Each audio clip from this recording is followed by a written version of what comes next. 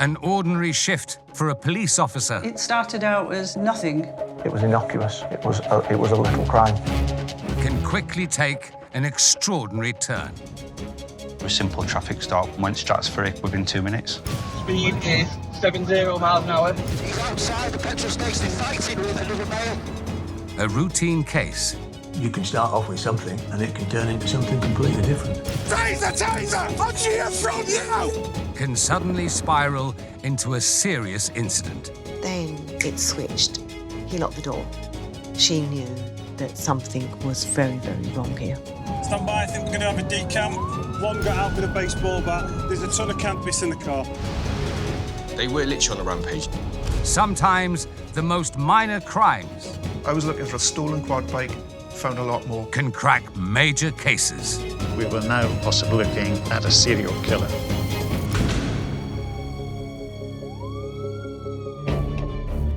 Today on Big Little Crimes, a report of one missing person turns into a huge investigation on an international scale. She'd been trafficked by a gang from the Czech Republic through Europe and into the UK. A suspected poaching incident in rural Wales quickly develops into something much bigger than anyone could have imagined. We started off from a blank canvas, and you end up with these international drug traffickers coming to quite as part of us that you could find. But first, a routine traffic stop suddenly spirals. So I'm then having three-way communications whilst driving at 90 miles an hour in a 30-mile-an-hour limit behind a car that's forcing its way through traffic.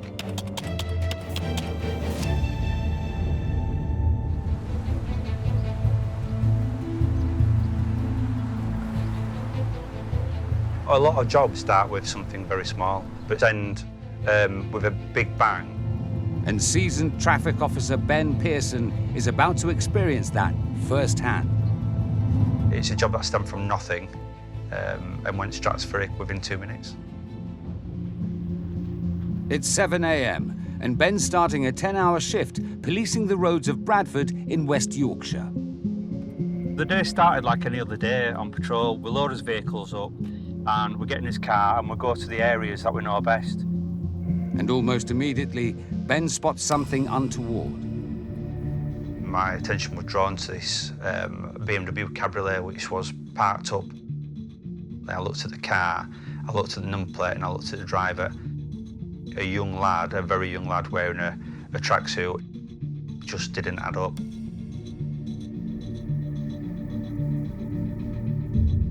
This is an expensive car, and the driver's scruffy appearance just doesn't sit right with Ben. The older you get, the more experience you get, and that we call it a bit of a sixth sense or an officer's nose. You've got a radar inside you that just detects the bad element of society. Ben quickly spins his car round. It's probably something and nothing, but he wants to speak to the two men in the car to make sure. I thought it was someone driving someone else's car and they've just got no insurance. And I just thought it would be over in 15 minutes tops and we'd go about his way and just have a normal day. And it just didn't turn out like that. I attempted to pull alongside the driver, and it's at that point he's put his foot down, accelerated off, and we've engaged in a dangerous pursuit around the Bradford area. What Ben thought was going to be a routine chat has quickly escalated. The man is now driving at speeds of 90 miles an hour in a busy residential area. What has he got to hide? As soon as the car made off, instantly I just thought, oh no. When we engage in a pursuit, a switch goes. Instantly, as soon as the car puts its foot down, your adrenaline goes up. All pursuit's dangerous, and you're getting behind this vehicle, knowing it's making off at high speed, and it can end in a bad way or someone getting injured or killed. My brain is spinning at 110 miles an hour, and I've got a lot of balls to juggle at that moment in time. Your driving's got to be second to none. You can't lose control of your vehicles. You've got to think about your radio commentary and getting all the other units into the area, but not only that, I'm, as a driver, as classed as ground commander, so I'm in charge of the whole situation. So I've got to remain composed and focused at whatever I'm doing.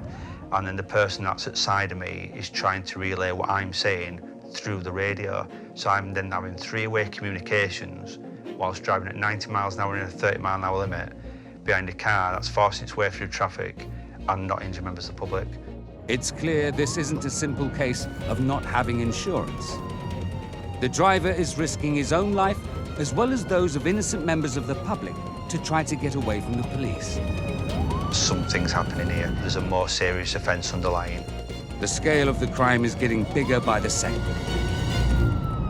And we've got other units coming into the area. We've got MPAS, which is on its way, which is a police force helicopter. And because it's a soft-top car with the roof wide open, the pursuit is made even more challenging. It was going out of junctions without looking, causing other people to stop. It was swerving in and out of cars. It was causing other people to brake through red traffic lights, over speed bumps at 80 miles an hour, which were throwing him and his passenger out of the car. They went over Cresta Hill. They both came out of the car, and the passenger came out and he went straight up, and he put his arms out and he caught the front windscreen of the car. If he hadn't done that, he'd have hit the floor at 80. He'd have been killed instantly. Ben's concerned that it's becoming too dangerous to continue. But before he can make the call, the high-speed chase comes to an abrupt end. And the suspect lost control after going across a junction at high speed. He's then hit a parked car, bounced off that and into a garden wall. But it's still not over. The men have got out of the crashed car and they're running. We've then engaged in a foot chase with them. It lasted 2 gardens before he was tackled to the floor. Ben's finally got his men. They're taken back to the station. The passenger is released without charge, but it's a different story for the driver. Why was he so keen to get away? When he was brought into custody, we found out that the suspect was on bail for various offences, which basically means if he's got an outstanding sentence, he can be recalled back to prison to finish that sentence. The team quickly discover the driver had recently been let out of prison after committing a burglary. This gentleman that we're dealing with is a career criminal. He's a professional at what he does. What started out as something as simple as a dodgy-looking number plate has turned into something much bigger. Ben takes a closer look at the BMW the suspect was driving. Every vehicle that's on the public road has got a VIN number, which is a vehicle index number. When we've run the vehicle index number through, it's come back as being a stolen car from a burglary. So the gentleman now who's in custody has to answer questions for that burglary as well. So we've got 3 strikes from 1 traffic stop. Big little crime.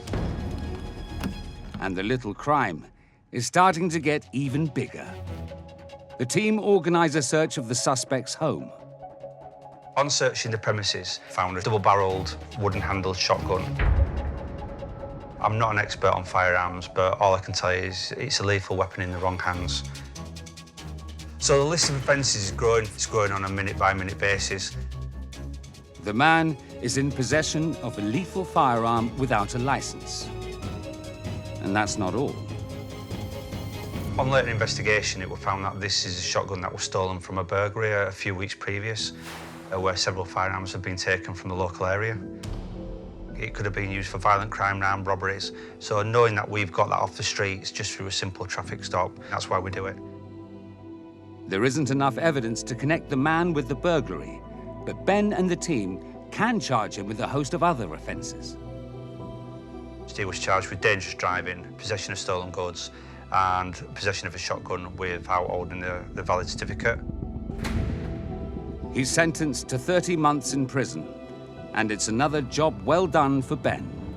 You're out there 24 hours a day, 7 days a week, saving people's lives, so you don't want anything from it. You don't ask for thanks, you just do it because you love doing it.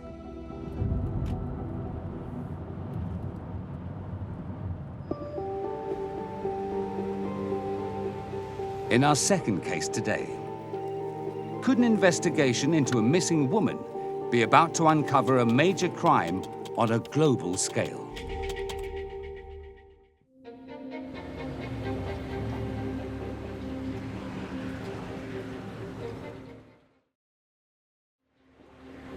It's an ordinary Monday morning, and the police have received a very common call. There was a missing person report that came via Interpol from the Czech Republic. A concerned mother had called the police in Czech Republic to say that she hadn't seen her daughter for a long time. She said to the police that she believed her daughter had gone to the United Kingdom, but since then she'd not heard anything from her.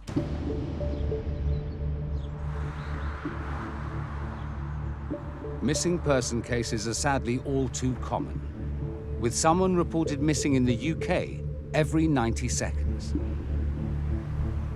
Detective Sergeant Neil Lancaster has no idea that this missing person report is about to turn into the biggest case of his career. Shortly after the girl was reported missing, the female went into the police station at Gloucester and said that she'd been held against her will and subject to a serious assault. It's the same girl who'd previously been reported missing. She gave them the story of how she came to the UK. And it turned out she'd been trafficked by a gang from the Czech Republic through Europe and into the UK. The girl has been forced to work as a prostitute at a brothel, and she says she wasn't the only one. The Met handed this case over to the Trafficking and Prostitution Unit, and they began to investigate. Now, they began to discover a pattern. They started to see that other girls had been brought over to the UK. What has started as a report of one missing girl has turned into a potentially huge case of people trafficking.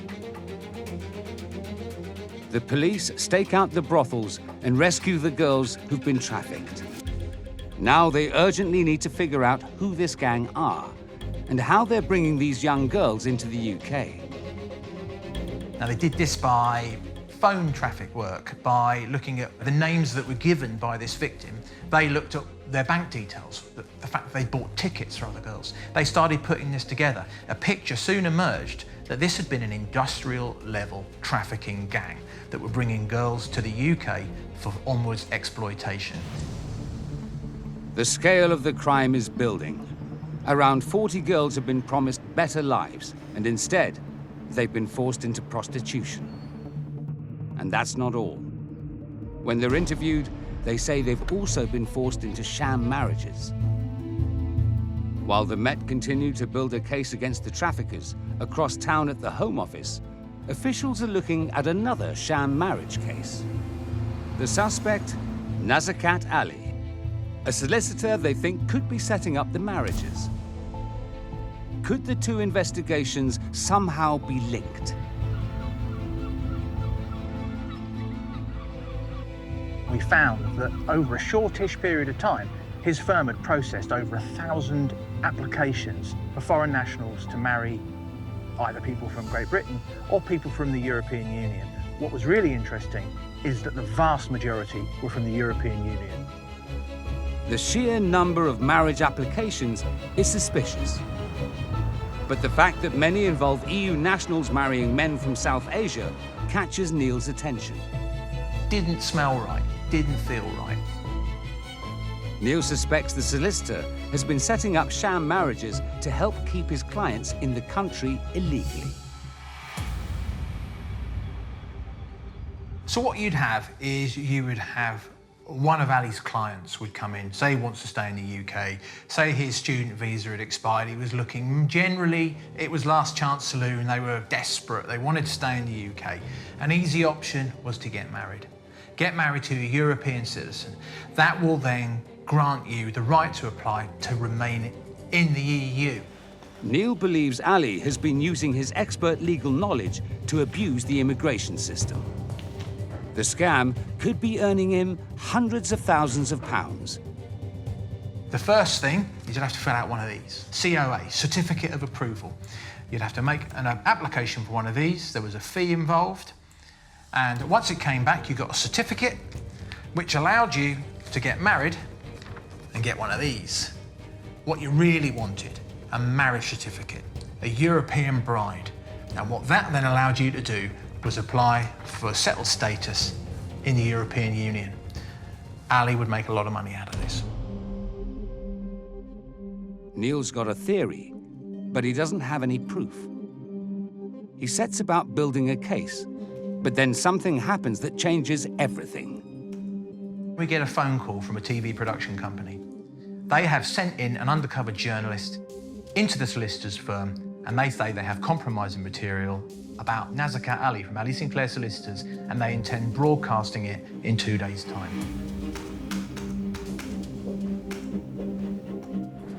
Neil doesn't have enough evidence to arrest Ali, so all he can do is watch the program go out. It was shocking. It was hugely compromising, enormously compromising. It shows an undercover journalist posing as the uncle to a young Indian immigrant going in and saying his visa is about to expire, what can you do? Nazakat Ali is recorded explaining that if the nephew can provide a bride to get married to, he can stay in the UK. Now they then come back a day or two later with a bride. The bride starts asking Ali questions. He then gets really, really touchy. He then says in Punjabi to the undercover reporter, "Why is she talking to me like this? She shouldn't be talking. She knows too much. This could get me in trouble. This could get me closed down. Get rid of her." The undercover reporter goes away, but he tries again, this time with a different bride. And they come back another couple of days with someone who just sits there. Ali then says, "Great, we can go ahead with this. I guarantee success. Let's get the paperwork done. We'll apply for a certificate of approval for you to marry this person." This is evidence of a solicitor offering to facilitate a breach of immigration law. This is dynamite stuff.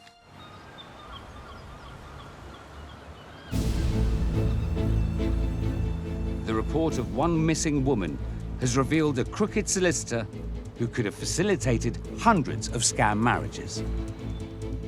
Neil's investigation is gaining momentum. He arrests Ali. But under interview, Ali stays tight-lipped. Neil still needs more evidence to charge him. He urgently searches Nazakat Ali's home and office and seizes a number of marriage application forms along with his laptop. Now, we downloaded the contents of it. What that gave us was a full backup of all his text messages on his laptop. But can Neil and his team find the evidence he needs to charge Nazakat Ali? Or will they be forced to let him go? I literally had to go through it line by line. And later, when the investigation continues, it takes an even more sinister turn. There had been a skinned goat's head found on her doorstep. This goat head had its mouth tied up. Now, the inference is very clear there, isn't it? Keep your mouth shut.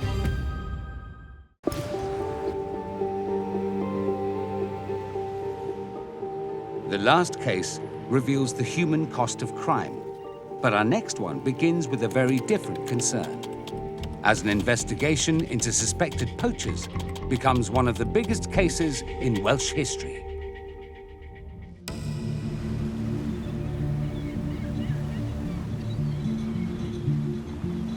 After 31 years in the force, former Chief Superintendent John Daniels knows to always expect the unexpected. Challenges are all part of the police service because you don't know what you're going to face up to when you go to work. You know, from the time I joined to the time I retired, there was something every day, really. Even though it happened nearly 40 years ago, this next case turned out to be the most unforgettable of John's entire career. It's been a quiet start to the day, but the police have received an intriguing-sounding call.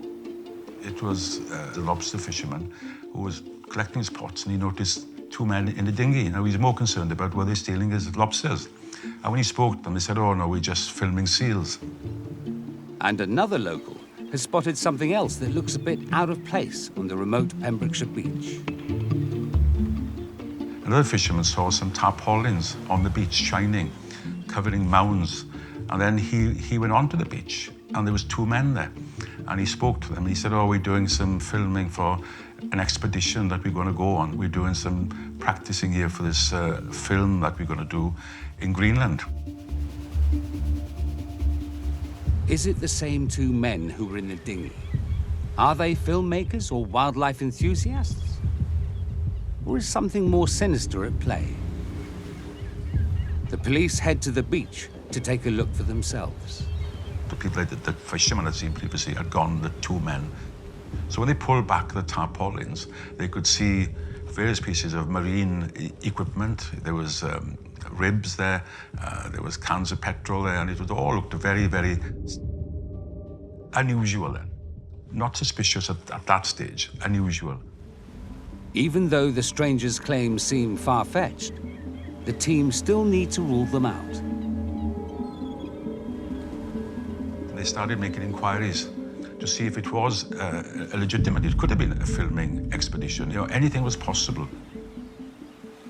But the police's inquiries reach a dead end. They start to believe that the rural surroundings may have attracted poachers, as the fishermen first thought. And then they thought, well, let's have a look at the next beach, because they'd heard by then from a local farmer that he'd seen people on that beach as well. And he checked that out and he found some tools there. But he couldn't see anything else. It was a beach just like this, really. It was nothing untoward there at all. It's clear something is going on, but it's hard to tell whether it's innocent or potentially criminal. A team of officers head to the second beach, but they can't find anything. And there's no sign of the suspected poachers. But no one is prepared for what happens next. Farmer had threw a stone, a pebble, and I heard this hollow sound and thought, this is a bit different. So when they took away the rest of the stones, they realized that there was a marine hatch cover there, which you normally see on yachts. And when that was opened up, there it was, the underground cavern. They've discovered a hidden chamber constructed below the beach and perfectly hidden from view. The cavern is 5.5 meters long, 4 meters wide, and high enough to stand up in. And the walls are lined with solid fiberglass. And there it was, watertight, and that really convinced everybody that something very untoward was going to happen there. Who has built it? And more importantly, why? The team are convinced the mysterious men must be involved. Operation Seal Bay, one of the biggest cases the force has ever faced, is launched. And it all started with a simple case of suspected poaching. My team tell me there's something really big happening here. So I thought, well, I can't wait to get down there. As challenges go, this is going to be really interesting. John's instinct tells him a huge crime is about to happen, but he has no idea what it is or when it's being planned. He speaks to the locals for more clues. Quite quickly, they were approached by farmers to say, listen, there's something been odd happening here for the last week or so. People have been walking the coastal path who are not walkers. They look as if they've come out of the city, really. The way they're dressed, you know, they weren't the normal walkers. A description of a dark-haired man carrying a satchel starts to circulate around the town. The sighting is a good lead, but it doesn't give police much to go on. But then, a breakthrough. Farmer's wife was looking through the window and could see him walking towards her farm. So she phones the police and said, the person that you're interested in, dressed in very smart clothes and carrying a satchel, is walking towards me now. The team raced to the farm to speak to the mystery man. The police officer went to approach him and said he was Robin Boswell. He was down on holiday. But when they looked at his boots, they could see fiberglass on his boots. Now that was the connection then. The fiberglass is the first physical evidence that connects the suspect to the man-made cavern on the beach.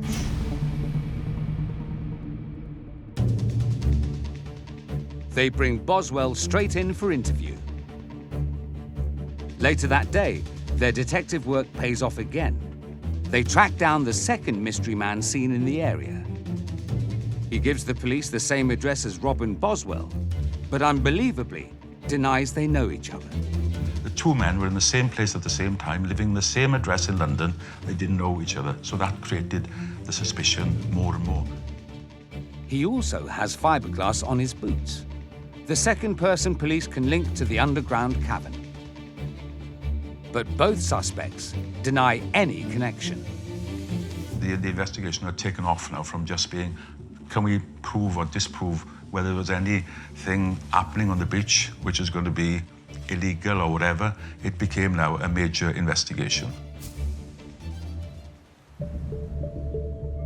The team know it's not a simple case of stealing lobsters, but something much more serious. They start to think it could be linked to an incident that happened 6 months ago. Bale of cannabis was washed ashore in Newport, and it was a bale of cannabis. It was worth then about £30,000.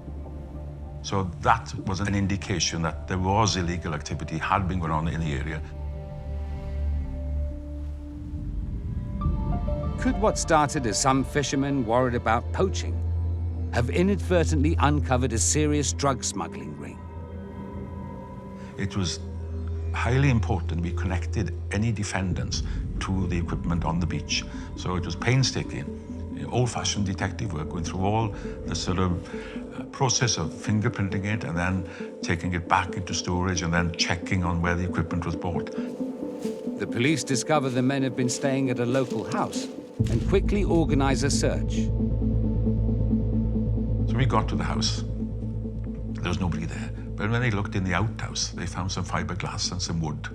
So that was another indicator that taking us back to what had been found in the cave. And when they were looking through the outhouse, they heard the noise of a car coming with 2 people in the car. One man makes a run for it, but he doesn't get far. He said, I'm down on holiday. He said, I've done nothing wrong. But when they opened up the haversack, they found this radio. It's a crucial discovery. It could prove there's a team working together.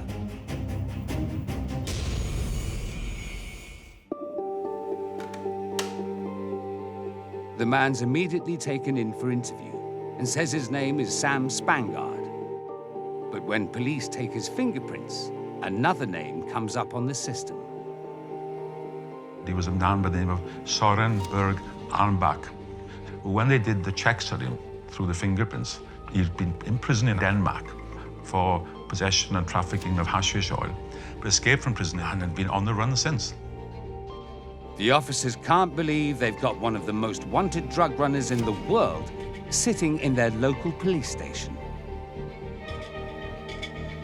This has now gone from suspected poachers to a high-profile drug smuggling investigation. The man they called in Denmark Rubberface because he was a master of disguise and he'd escaped police. You know, the fact that they were trying to track him and they just were always one step behind him. Catching Berg Arnbach is a huge leap forward in the investigation, but John still doesn't have enough solid evidence to connect the other 2 suspects to drug smuggling. He needs to find some, and fast. Later in the investigation, it's a tense night ahead on the cliff tops as the smugglers make contact. The words came over, "Mother, mother, can I come in and get the dirt off my hands?"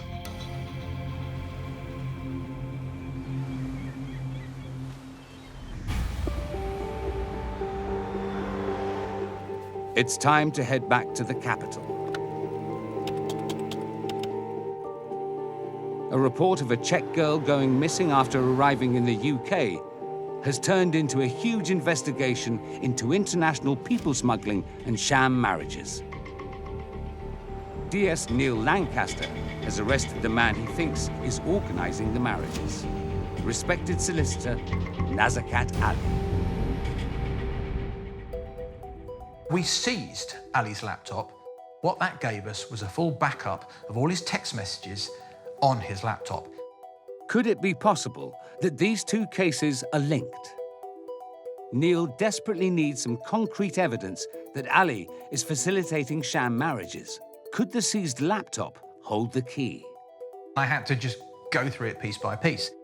It's going to take days for Neil to get through everything, so Ali is released on bail while the team begin their painstaking task.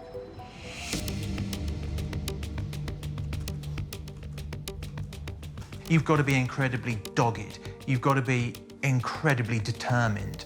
You've got to be willing to put the hours in. Neil trawled through the laptop data. Finally, a breakthrough. there were a number of hugely compromising text messages within his phone.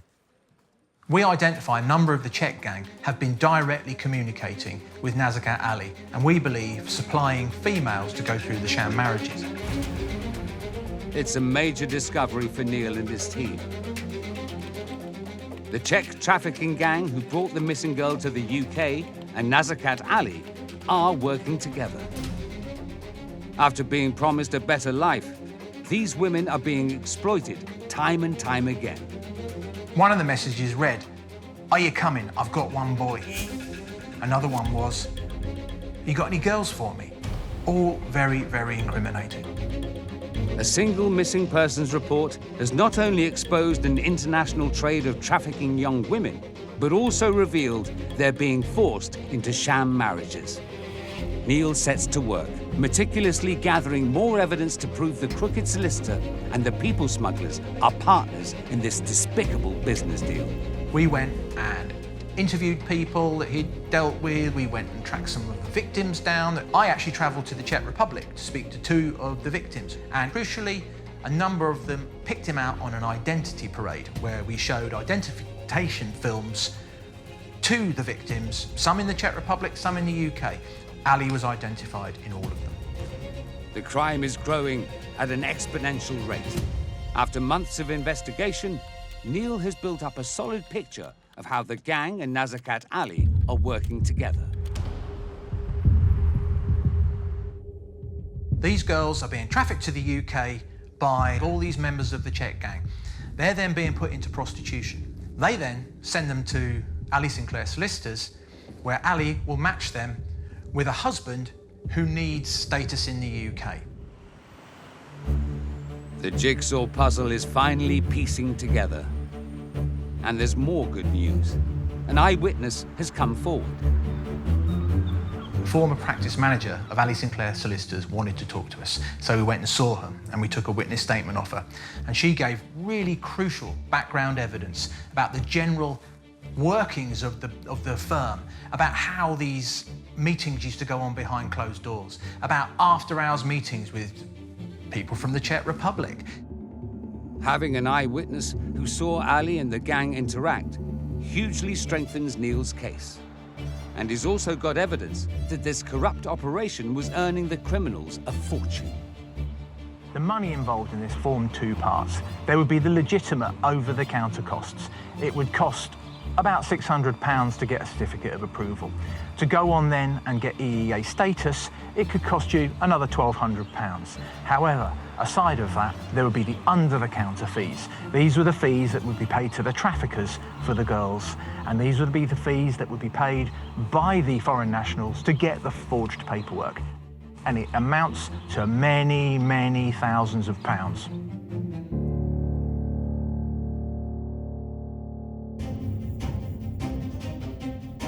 Neil is determined to put a stop to it. This is high profile. This is significant. The amount of money involved was huge. He's finally got enough evidence to charge Nazakat Ali with assisting unlawful immigration. It's time to face the courts. And it's an anxious 8 weeks for Neil. It was a very difficult trial at times. Some of the evidence was coming direct from the Czech Republic via video link. We had major technical difficulties. It kept going down. In the end, the judge ruled that 2 of those cases had to go because we just couldn't get the video evidence to work. We couldn't get them over. The clock was ticking. We had to lose those 2 cases, which was really, really annoying.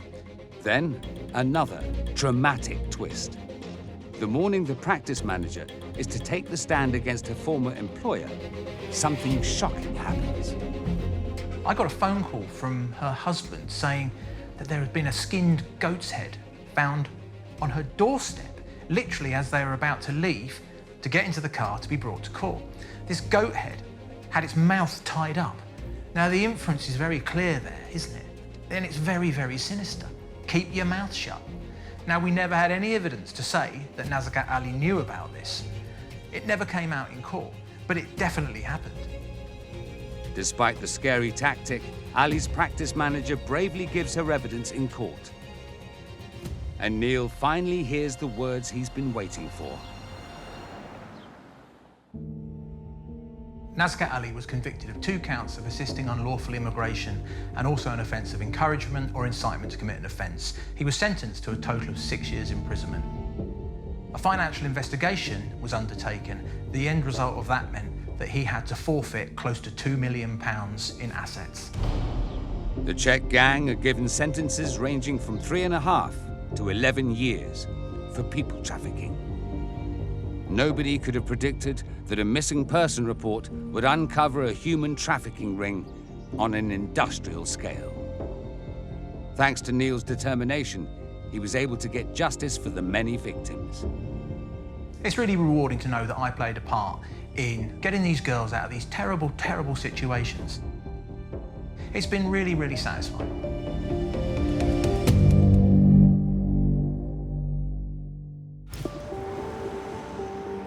There's one final case to wrap up today, over on the Pembrokeshire coast. What started out as an investigation into poaching has spiraled. Police now think they've uncovered a gang of international drug smugglers. 3 suspects are in custody, including Robin Boswell and Søren Berg Arnbach, a Danish drug smuggler who escaped prison and has been on the run for the last 12 years. This was the person that we arrested then. That's how he was there as a young man. I think he first came into police custody when he was about 18, and then he did, and you can see then the different faces of him then, where he changed his facial expression, the facial looks then. But you can see how clever he was. He was quite a, he was a different sort of guy to anybody else. This master of disguise earned himself the name Rubberface and has been outsmarting the Danish police for a long time. Once we knew who we were dealing with, we knew we were dealing with drug traffickers. So it was very important we find the drugs. The radio Berg Arnbach had when he was arrested could hold the key. The police's only chance of getting the evidence they need to charge these suspects is if the person at the other end gets in touch. So John and the team hatch a plan and lie in wait for the smugglers to call. So that night, when they took the radio up the headland, not knowing what would happen, it came to life at about midnight. And the words came over, "Mother, mother, can I come in and get the dirt off my hands?" Because that was obviously the code word that the drugs were on the way to come in. That was why there has been so much activity then in the preceding 24 hours. The officers know that dirt is a code word for cannabis, but they don't know how to reply. Their only option is to stay quiet and hope the smugglers still make their drop. The hope was that they would bring in the drugs and we would be in a position at least we could identify the boat and do something with it really. But because we didn't respond and under cover of darkness as well, it wasn't easy then. It looks like the smugglers have been spooked by the lack of reply. They're nowhere to be seen. It's a massive blow for the investigation, but has confirmed John's suspicions that a major crime was about to take place. Without any clear evidence to charge the men, it's back to square one. The big thing was to piece together everything about these that we could, so at least then we could connect them as not only as conspirators, but show they were jointly involved in this then, and the build-up to it all. The team head to London, where the suspects live. Their activities in London and where they lived around London was going to be fundamental in proving this. They need to figure out where the suspects bought the equipment that was found on the beach in Wales. The team visits specialist shops and show the owners a photo of Boswell. And everybody we went to see, they all identified them. Yes, that's the man who bought the dinghy. He had 17 aliases, okay? Everything he bought, he never used his proper name then. John's finding more pieces of the jigsaw puzzle, but he still doesn't have any proof the men are drug smugglers. Then, a breakthrough. They get a tip-off from a workman that something is hidden in the garden of Boswell's house. When they went and dug the garden, they found a tank. And when they opened up the tank, they found the documents, which were bank statements, again in a string of aliases. But you could see that his fingerprints were literally all over them, because we knew now what his style was. The team quickly tracked down the bank accounts. So we went to the bank now to speak to the cashier who dealt with it. It was New Year's Eve, she said. And this man came in with 2 suitcases, and he opened them up, and there was what he was, £750,000 in them. He shows the cashier a photo of Boswell. She identified him straight away from the photographs that we had on the photographic lineup. It's obvious a huge crime is being committed. But with no drugs to prove it, John needs more. Back in Wales, the team hit the jackpot. They discover the men had employed a local accomplice, and he started talking about the aborted plan, the night the police had hold of the radio. And he said that the plan was that once the message came in from the boat, "Mother, mother, can I come and get the dirt off my hands?" they would then go out and meet the boat, where there was 30 tons of cannabis on board, worth about £3 million. Then they'd transfer it over onto this big dinghy. It was still dark and the weather was good. They would take it up to near Moyle Grove, where they would unload it into vans to take back to London. If things weren't going according to plan, that the boat was late or the weather wasn't good, they would take it to the man-made cavern, store it there, and then at the right time would take it from there to be transported back to London.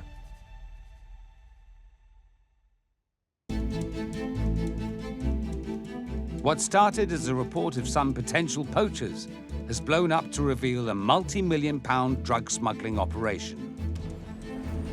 You know, we weren't any longer trying to prove the impossible. We knew it was going to be towards drugs then, even though we suspected throughout, really, but there's a big difference in knowing and proving. John and the team now have the evidence they need to link the suspects to the equipment on the beach, the cavern, and the plan to bring £3 million worth of cannabis into rural Wales. I think one thing I will reflect on it, you know, there's a lot of pride in it, really. It started off from really a blank canvas, and you end up with these international drug traffickers coming to a rural part of Wales, quietest part of Wales that you could find. The gang are charged, and the case goes to court. It's a tense few weeks for John and the team. It was like a drama unfolding every night on the news. What's going to happen next? After a long 5 weeks, the police get the result they're after. The gang are found guilty and sentenced to a total of almost 40 years in prison. They were so confident that nobody would know what they were doing, but their confidence let them down.